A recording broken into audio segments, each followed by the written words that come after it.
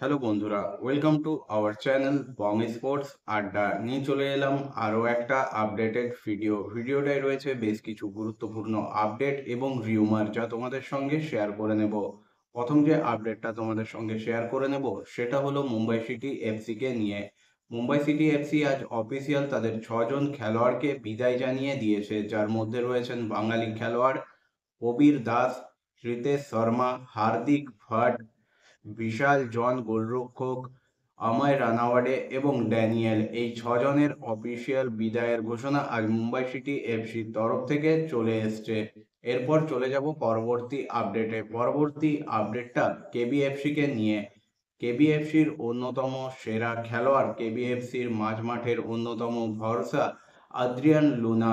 এই মুহূর্তে যে আপডেট আইএফটির তরফ থেকে ব্রেক করা হয়েছে, সেখানে জানানো হয়েছে লুনার সঙ্গে কিন্তু সম্পর্ক ছিন্ন করতে পারে কেবিএফসি। কেবিএফসি কিন্তু লুনাকে জানিয়ে দিয়েছে এই ব্যাপারটা।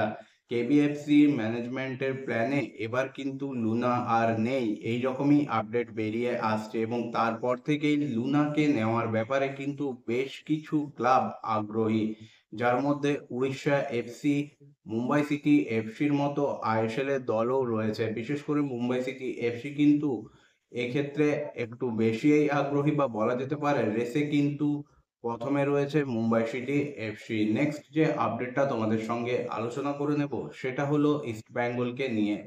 ইস্ট বেঙ্গলের প্রমিলা বাহিনী, যারা কিন্তু আইডব্লিউএল চ্যাম্পিয়ন হয়েছে, এরই পাশাপাশি আজকে কন্যাশ্রী কাপের ফাইনালে শ্রীভূমিকে হারিয়ে ইস্ট বেঙ্গল কিন্তু কন্যাশ্রী কাপও চ্যাম্পিয়ন হয়েছে। পেনাল্টি শুট আউটে ইস্ট বেঙ্গল আজকে শ্রীভূমিকে পরাজিত করে কন্যাশ্রী কাপ নিজেদের দখলে নিয়েছে। এরপর চলে যাব আরো একটা বড় আপডেটে, এবং এই আপডেটটা হলো মোহনবাগান সুপার জায়ান্টের, বা বলা ভালো মোহনবাগানের প্রাক্তন খেলোয়াড় সনি নর্দে। এই সনি নর্দে কিন্তু আবার ভারতে আসতে চলেছেন, এরকম একটা খবর কিন্তু বেরিয়ে এসছে। যদিও এখন এটাকে রিউমারের পর্যায়ে রাখাই ভালো, এবং যেখান থেকে এই খবরটা ব্রেক হয়েছে সেটা হলো মোহনবাগান ফ্যানের তরফ থেকে একটা আপডেট বেরিয়ে এসছে যে সনি নর্দিকে পাওয়ার ব্যাপারে চেষ্টা চালাচ্ছে এবার আই লিগে প্রমোশন হওয়া ডায়মন্ড হারবার এফসি, যারা আই লিগ 2 চ্যাম্পিয়ন হয়ে আই লিগে এসছে। তারাই কিন্তু ইনকোয়ারি করেছে সনি নর্দির ব্যাপারে। আসন্ন ট্রান্সফার উইন্ডোতে তারা কিন্তু চেষ্টা চালাচ্ছে বাগানের এই প্রাক্তন খেলোয়াড়কে যদি কোনোভাবে তাদের দলে নিয়ে আসা যায়।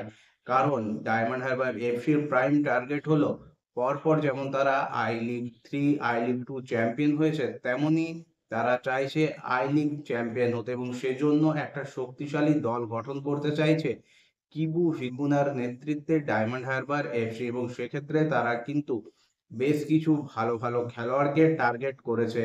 এখন দেখার সত্যি এই ডায়মন্ড হারবার এফসি সনি নর্দের মতো খেলোয়াড়কে নিয়ে আসতে পারে কিনা। যদি এই ডিলটা ডায়মন্ড হারবার এফসি ডান করতে পারে, তাহলে কিন্তু এটা ডায়মন্ড হারবার এফসির জন্য দুর্দান্ত একটা ডিল হবে, এবং আমরা আবারও কিন্তু সনি নর্দের ম্যাজিক দেখতে পাবো ভারতীয় ফুটবলে। এরপর যদি চলে যায় পরবর্তী আপডেটে, তাহলে একটা ওয়াইল্ড রিউমার এই মুহূর্তে বেরিয়ে এসছে, এবং অনেক মোহনবাগান ফ্যান কিন্তু এটা নিয়ে চিন্তিত বলা ভুল হবে। অনেকেই কিন্তু এটা নিয়ে কোয়ারি করছে যে কি ব্যাপার, এটা কি কোথাও এটা কিছু সত্যি আছে। যতদূর আমার মনে হয় এই খবরটা কিন্তু পুরোপুরি ধরতে পারো একটা ফেক নিউজ। অনিরুদ্ধ থাপাকে কোনোভাবেই মোহনবাগান ম্যানেজমেন্ট কিন্তু এই সিজনে তো ছাড়ছে না।